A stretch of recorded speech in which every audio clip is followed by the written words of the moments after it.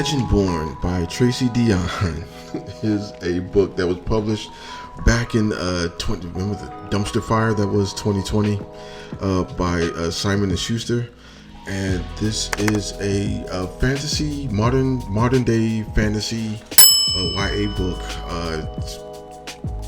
dealing with like a black protagonist, which is pretty cool.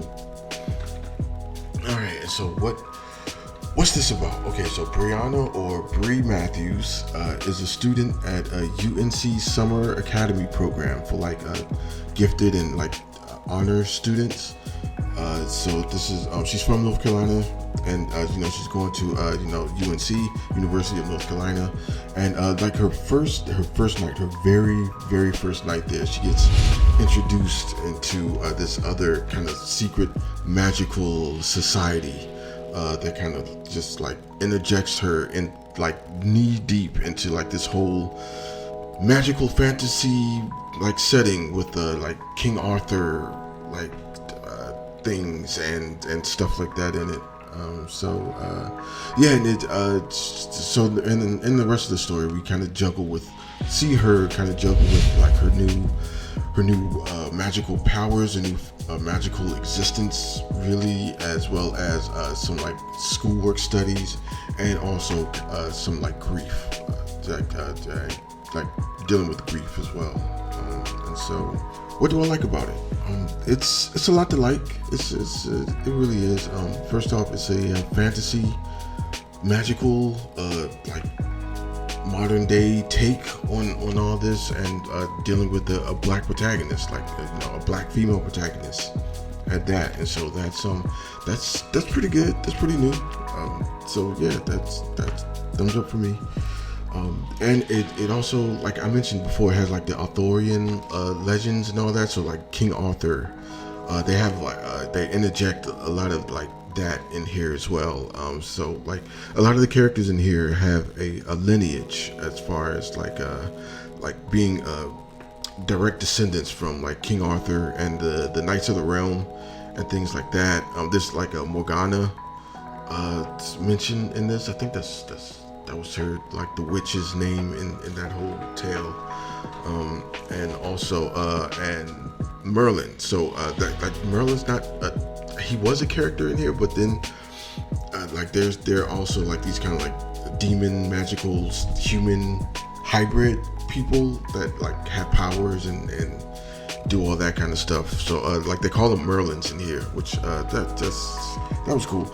It's like Tracy Deonn, like the author, she actually kind of like interjected all of that like pretty ingeniously to me, because I wasn't expecting it, and it caught me off guard, and I was just, the whole time I'm listening to it, I'm like, oh, that's okay, that's pretty cool.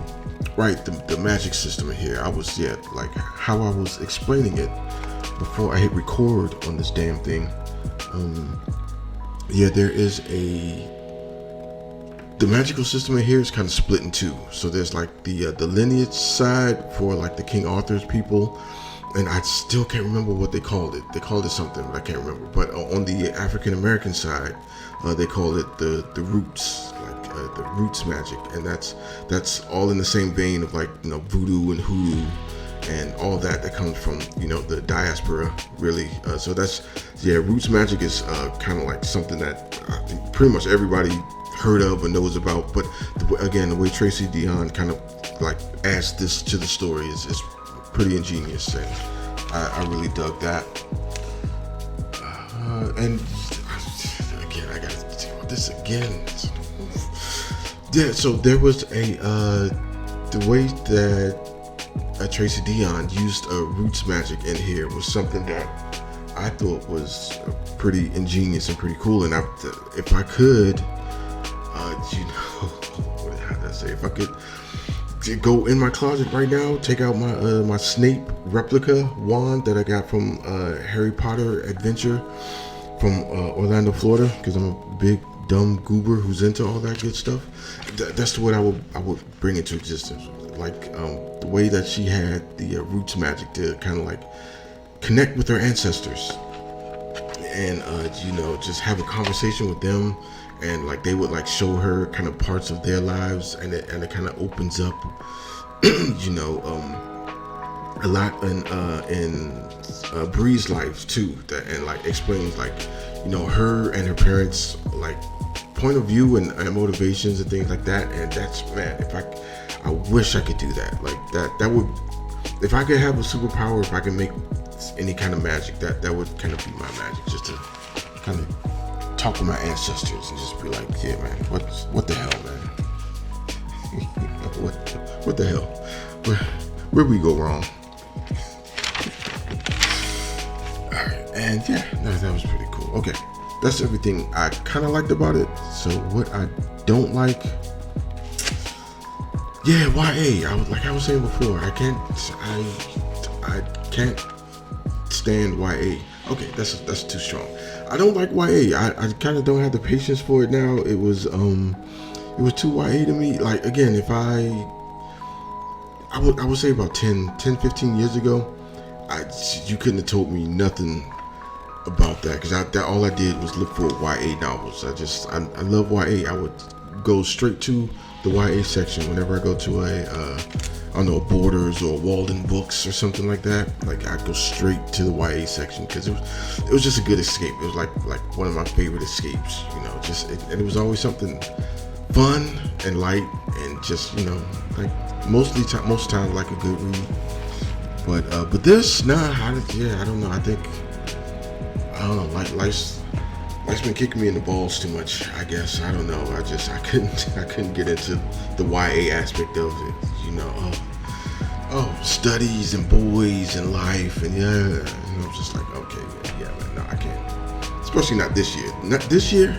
Nah, this year, nah, you missed me with all that. But that was the thing. I learned something about myself. Like, I don't like YA. Another thing I didn't like about this, there's a lot of white boy lusting in here.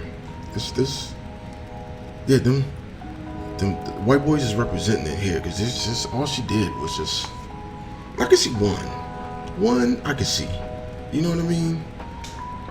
She was lusting after both of these. It was like, ain't got no brothers in there.